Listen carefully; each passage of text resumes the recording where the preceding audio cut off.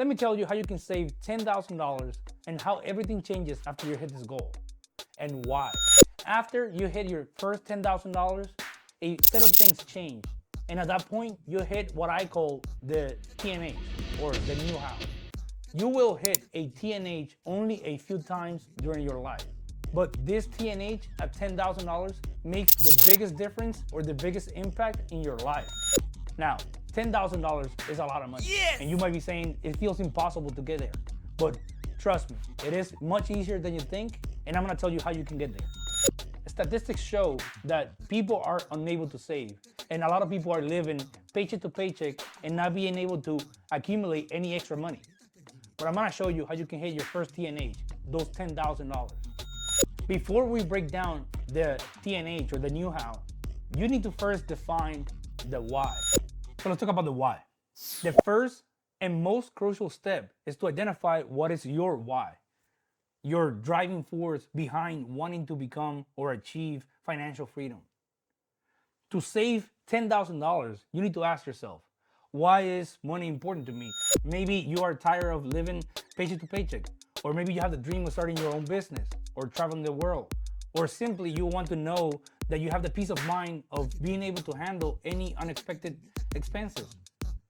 By having a strong and clear why, you will be better prepared to overcome the challenges and really stay focused and motivated during the process of achieving this goal. I recommend writing down on a piece of paper what is your why. And every time you're about to make a decision about your money, grab that piece of paper, take a look at it, and make sure that that decision or the decision you're about to make is aligned with your why. Your why is yours, so it's different. In my case, I wrote things like, I want to make sure that my kids have a roof over their head, clothes on their backs, food on their plate for the rest of their lives. I want to be able to travel twice a year for a week each time for the rest of my life. I want to be able to choose to work and the work that I choose to do, not have to do it because I have to work in order to survive. Grab a piece of paper and write down and create your own why. Make sure that these whys align with what really matters to you. Once you have completed this step and you know what your driving force is, now you have defined your why. Now let's talk about why $10,000 will change your life.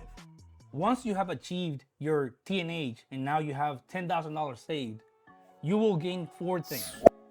First is peace of mind.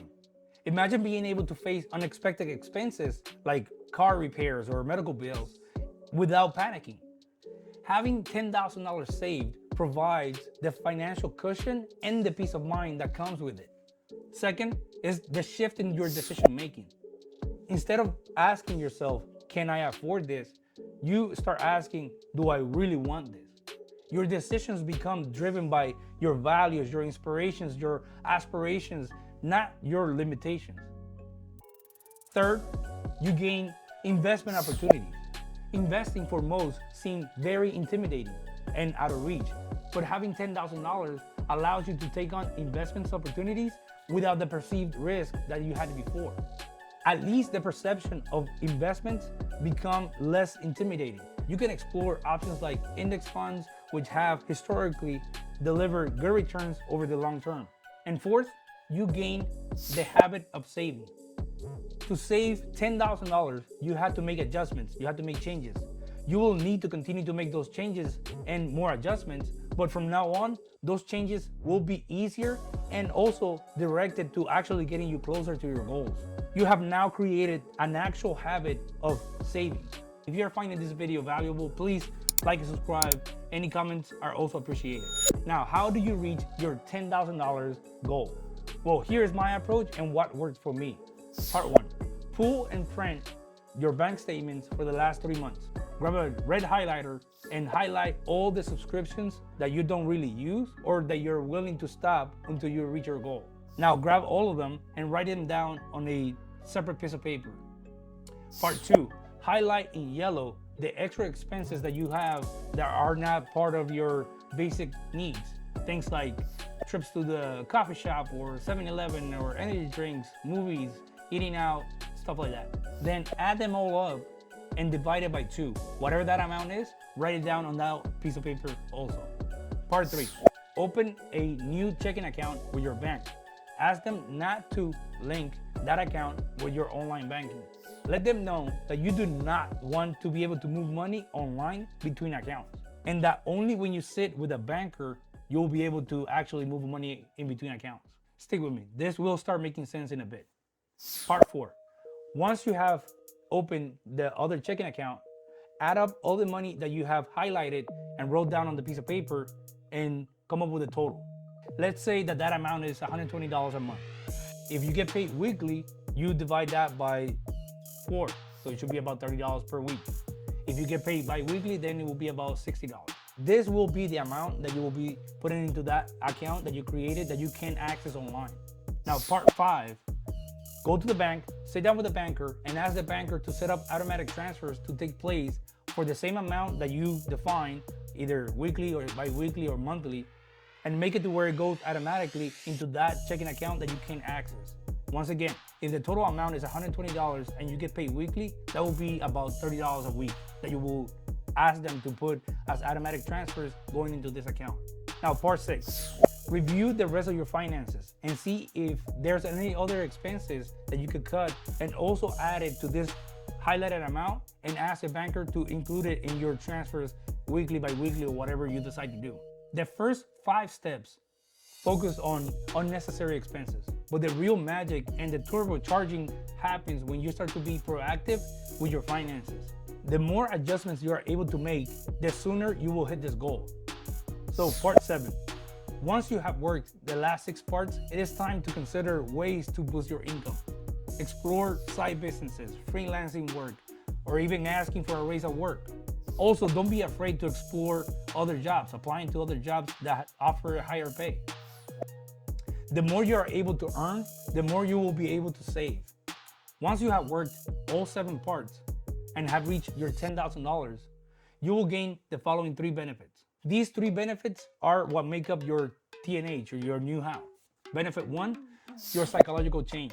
Reaching $10,000 represents a significant psychological achievement. It helps you shatter the mental blocks related to achieving wealth and saving. It provides a sense of accomplishment and boosts your confidence and self-capacity. Benefit number 2, increase savings momentum. Achieving the initial $10,000 can create a snowball effect, making it easier and easier to save more and more money in the future. This is mainly because of the psychological impact of success and the development of good habits when it comes to your finances and savings. Benefit number 3, improved investment opportunity. Having $10,000 saved can make investing less risky by having a margin of safety. This allows you to actually stay invested in the market even when the market is not doing so great. Saving $10,000 might seem like an impossible dream, but it is possible with the right mindset and the right plan. Here are some tips to help you along the way and once you reach your goal. Tip number 1, review and negotiate your bills. There might be room to reduce your current bills by calling your providers and asking them about any promotions, or maybe switching to a different plan. Companies like your cell phone provider, your internet, or your insurance, even your credit cards. Tip number 2, always invest in your skills. The fastest way to boost your income is to become better at what you do and demand better pay for the added value that you bring. Tip number 3, automate your savings. Make sure you are automating your savings, your expenses, and your investments, but especially your savings. Removing you from the equation will allow you to stay on track. Tip number 4, save 15% of your income. Make adjustments and changes until you are able to save at least 15% of your income. This includes things like your 401k, your IRAs, and your goal of $10,000 in your savings account.